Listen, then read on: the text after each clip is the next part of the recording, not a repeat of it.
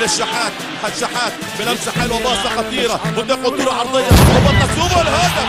هو جول، هو جول الهدف الاول لنادي الاهلي بقدم احمد سيد زيزو.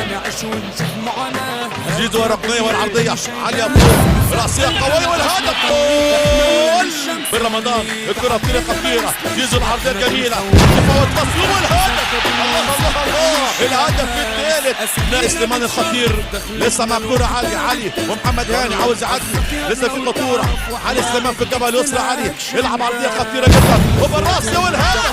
هو جول، هو جول دي علي فوق خطيره راسيه حلوه من محمد هاني متابعه والخطوره وبتصويبه حلوه الهدف. هو جول جمال البديل عصام الفيوم والفاول من مكان ممتاز. وادي للمرمى لصالح النادي الاهلي قد هجرس والمخالفه اشرف بن شرقي والتصويب الحلو الهدف. الله الله الله الله على هدف جميل.